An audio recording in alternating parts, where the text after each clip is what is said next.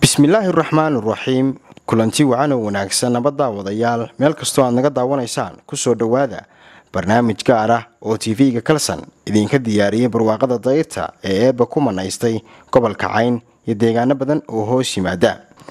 barnaamijkani waxa uu idinkaga imanayaa xarunta TV-ga Kalsan oo ku leeyahay magaalada Buuhoodle waxaana idin soo jeedin doona hadii Rabbi idmo anigoo ah Cabdicasiis Aadan Jaamac saacadu hadda waa 7:00 subaxnimo waxaanu ku sugannahay deegaanka Meygaagle oo ilaa 30 kiiloomitir dhanka waqooyi ka xiga magaalada Buuhoodle ee xarunta gobolka Cayn waana deegaan qadiimi ah oo leh taariikh aad u facweyn oo halkan aan lagu soo koobi karin deegaanka Meygaagle waxa xilliyada barwaaqada u soo guura reer guura aad u tiro badan oo manafaacadsada nimcada eeba ku manaystay deegaankaasi Meygaagle iyo nawaaxigiisa waxaana ku xeeran baliya aad u tiro badan sida baliyada Kalshaale Hagoogane iyo baliya kale oo aad u tiro badan waxaana deegaanadani xilliyada ay roobsadaan u soo guura ama u soo hayaama reer guura aad u tiro badan oo ka kala yimaada deegaano fogfog kuwaasi oo manafaacadsada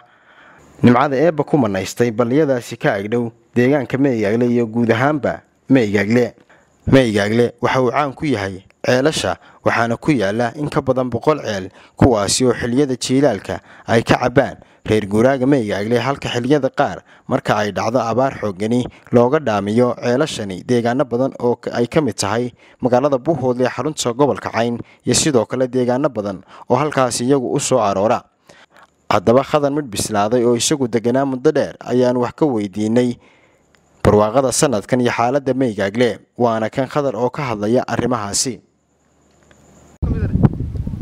hadda daawadayaal waxaanu taaganahay balliga caanka ee deegaanka Meygaagle halkan sida idin muuqata waxa dhinac walba naga hareeraysan geedka loo yaqaan gobka oo deegaankani Meygaagle uu caanisna ku yahay sidoo kale gobku deegaankan wuxuu ka baxaa si qeyr xada iyadoona balliga ka gees uu ka baxay geedka gobka oo harkiisa aan haba yaraatee la heli karin hadda waxay la taagan oo halkan igula sugan khadar mid bislaaday oo kamid ah waxgaradka deegaanka Buuhoodle ee aan leeyahay Meygaagle sidoo kalena halkan degan muddo dheerna halkan isagu deegaan u ahaa bal khadar horta warray ku soo dhawaad telefishinka caalamiga ee Kalsan ku dhawaad Kalsan bismillaahir rahmaanir rahiim wasalaatu wasalaamu ala rasuulillah waxa aad u mahad iskale ilaahay baa mahad iskale marka xigta idinka dhalinyaro ka ahaan wariye ahaan TV ahaan kalsan ayaa aad mahad ugu celinaynaa oo nagu soo booqday mar iyo laba iyo saddexba deegaanka Meygaagle waa u jeedaa Meygaagle waa guri barwaaqo Meygaagle waa guri nabadgeliyo Meygaagle waa guri aan in yarnaba lahayn wax walwal ah qofkii ku nool waxaa jirtay kaliisha markii ama xilliga roobku soo jeegjanayay hadda markaa reer guuraa tireen la inteeba guuraa badan baa ila jooga oo deegaanka kula nool oo barwaaqada cunaya oo xooluhu dhaleen oo caana laga maalayo oo nimca adduun deegaanka nasiisaba ciidiisa wada aragtaa ceelashiisa wada aragtaa biyiisa wada aragtaa wuxuu ku wacan yahay ma xoola dhaqanka maalgashiga dhulka haday beera tahay haday manaafacaad ka tahay ayuu ku wacan yahay gobka aad aragto geed waliba magac buu leeyahay waa gartay geed waliba Cabdicasiis wuxuu leeyahay gob dhanaan gob macaan gob qaraad gob madoobe midhaha kala dhadhana waa amuri lahay mid waa dhanaan oo sida xamartoo kale oo marka dhamiso waa yara dhanaan baa ku jira midna waa macaan aba sonkorka baalka la yiraahdaa ayuu leeyahay markuu amuri lahay marka TV ahaan aad baan ku mahad celinayaa TV-ga mar saddexaad ma fadlan mahad celinayaa way halkan deegaanka Meygaagle waxa la sheegaa inta badan in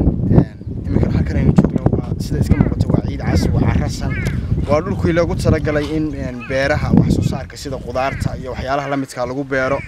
waa dhul aad u baaxad weyn balliga inta imika ku fadhiyo khaasatan markaan anigu shakhsiyan qiyaaso waa dhul beereed marka halkan la sii eego maxaad ugu baaqaysaa dadka halkan dad badan oo qurba jooga u dhashay deegaanka oo intooda badan ay dhul halkan ka sarfeen gareysteen ayaa jira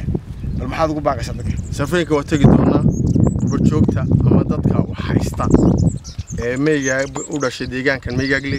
fariimo badan baan diray waxaan ku tusi doonaa kalaasha inta laga maqnaa masaajidka dhir baan ku beera intay laaleeg tahay waad arki doontaa dhul beereed aad u wacan weeye ma waraabin jirin waliba inta badan siiba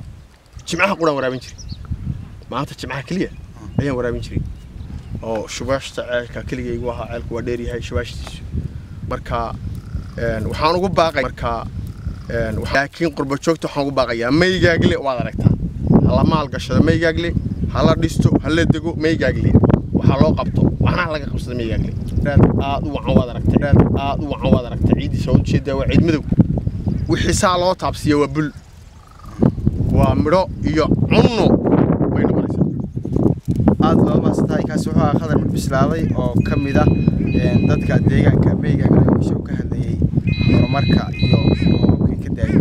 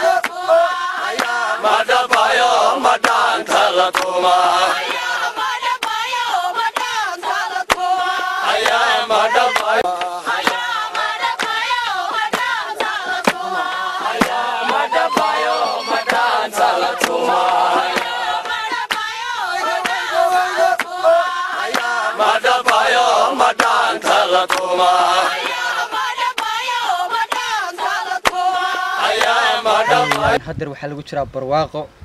dhacdooyin badan Meygaagle way soo mareen laakiin maanta alxamdulillah rabbil caalamiin dadkii waxa weeyaan uu ku soo noqday uu degan yahay waxa weeyaan reer guraagu si fiican buu u degan yahay meel walba biyuhu way ku jiraan الحمد لله رب العالمين وحويان ميجا لمانتا وحويان ميل الله لوgu xamdiyaayay maraysa وحويان idinkuna waad aragtaa waayahay waxaad ka mid tahay dhalinyarada reer guraaga reer baa ku digan miyiga anigu waxawayaan anigu dhalinyaro single ku nool meyga reerkayga baa digan reer hooyaa digan waa sax marka meyga badan xilliyada jilaalka la manac faasada ceelasha maxaa taariikh haysa ceelashaas waxaan taariikh ka hayaa ceelashaas waxawayaan waa ceelal aan go'in horta marnaba hadii 5 sano xataa roob hadii la waayo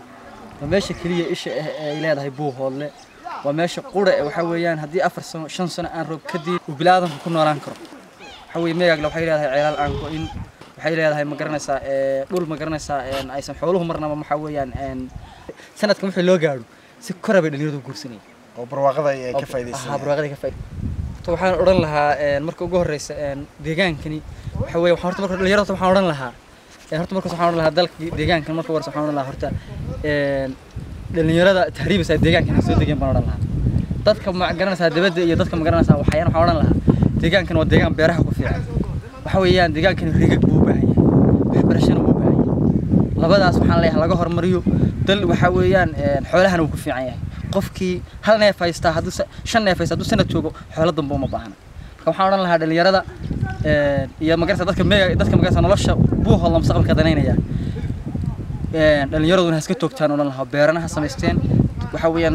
deegaan meeyaglana waxa weeyaan riig loo sameeyo la riig ama labaha loo sameeyo waxbarashadan loo taageero beeraha dhalinyaradu soo noqoto insha Allah taala dhulkani waxa weeyaan waa dhulkii waxa weeyaan wax lagu beeran jiray qudaartu waxa weeyaan hadii biyaba la helo nololba meeyagl kama maqan waxa weey beeraha waxa weeyaan meel walba beer weeye meeyagl ko dhul iska dhoobleeyo weeye waxa weeyaan waa dhul waxa weeyaan gebigeedu hadii biyo loo helo waa dhul gebiis waxa weeyaan beeraha dhulka loogu talagalay weeyaan waxaan leeyahay waa meesha kaliya ee buuhoodla ay leedahay ee waxa weeyaan ummadba ku badbaadi karta maan leeyahay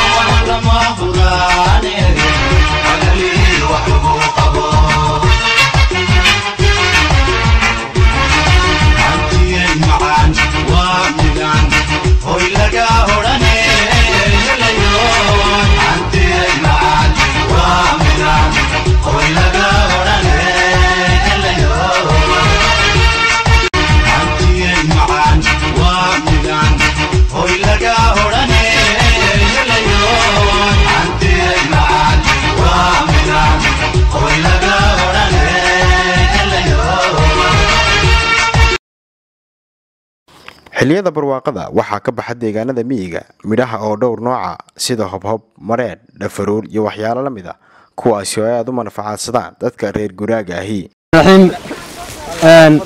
halkan waa meel ahawda dhir badan baa ku taala waana xilli wanaagsan oo barwaaqa dhirtu way wada baxday caleenta waa ku wada taala waxa arkaysan waa midbageed waad aragtaan iminka dhir badan baa ku taala marka waxa weeye geedkan hadda iminka aan barbarkayga ka muuqda dhirtu saas ay isugu jirtaa hadda kan waa meegaad kan ka hooseeyana waa hoob kan iminka midhaha leh idin muuqdaana waa geed kaliya mareerku markaan isaga dhex galo mareerku waxa weeye waa geed aad u fiican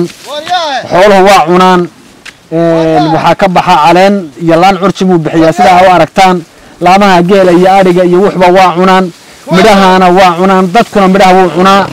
midhaha laftoodu waa midho caafimaad weeye cudurro badan bay ka daawan yihiin waxa kamid cuduradaas oo kamid xanuunka la yiraahdo maxay ahayd toy macaanka waa kamid xanuunka kale ee la yiraahdo maxay ahayd toy dhiikarkana waa isna waa soo isticmaalaa yaala inta badan dhiikarka iyo macaanka waxyaabaha xagga ka yimaada dhirtan badan oo waliba magaalku kamid yahay baa waxyaabaha kamid ah waxaya midda kale waa faytamiin midhuhu waxay leeyihiin macaan bay leeyihiin waxay kale leeyihiin yar waxa ku jira dhanaan yar wiyeer iyo adeegna buu ku jira marka faytamiinkana waa kamid oo waxyaabaha faytamiinka ee qofku dhiigiisa kordhiya waa kamid ah geela cuna oo ariga cuna oo dadka cuna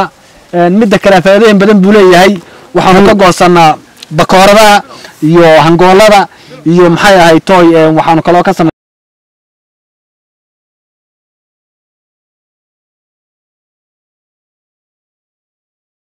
ka geela lagu raacayo waxaanu ka sameynaa waxyaabo badan waa geed dhirta wuxuu kamid yahay jiraalkiina marka xaabkiisu noo dhaco yani aad buu xoolaha wuxuu taraa geel iyo ari iyo looba way cunaan waa geed aad iyo aad u qiimo badan geedkan ka hooseeya waxa la geed xamar baa la yiraahdaa isagana xooluhu way cunaan waana geed udgoon oo sida cadarku uraa shaha lifta waa lagu yar daraayo wuxuu u sameeyaa udgoon buu u sameeyaa waana geed xooluhuna way cunaan jilab weeye dadku ma cuno laakiin xoolaha cuna xooluhu ari iyo geel iyo looba way cunaan waxyaabaha kale uu leeyahay waxa kamid ah inuu noqdo xooluhu way ku soo baxsadaan naqiina way cunaan waa geed labada noocba ka qayb gala waana geed aad u qiimo badan kan waxa la yiraahdaa dhafaruur baa la yiraahdaa isagana waa geed midho laga cunaa midho dhafaruureed leeyahay laga cunaa xooluhuna way daaqaan dhirta caafimaadka iyo daawada laga helay kamid yahay kaasina ka weeye geedkan kale ee halkan ka muuqda xoday baa la yiraahdaa xoday baa la yiraahdaa isagana waxyaabaha had iyo goor meelaha xeryaha iyaba lagu talaashaa waa geed talaalkiisu aad u baxo oo wareega waa geed marna geed abaaleeda marna geed naqeeda dhirta ilaahay ku manaystay meeshuu kamid yahay waana geed aad u fiican isagana saa ula socda daawadayaal barnaamijkan oo ahaa barnaamij aanu kaga hadlaynay barwaaqada xilligani dayrta iyo deegaanka meygaagle waxaanu kusoo gabagabaynaynaa intaasi qaybta kamarada waxaa iga saaciday saaxiibkay cabdiraxmaan cali ismaaciil jigar intaaynu mar kale hawada dib ugu kulmi doonno waa anigoo cabdicasiis aadan jaamac oo idin leh sidaa iyo nabadgelyo iyo ammaano allah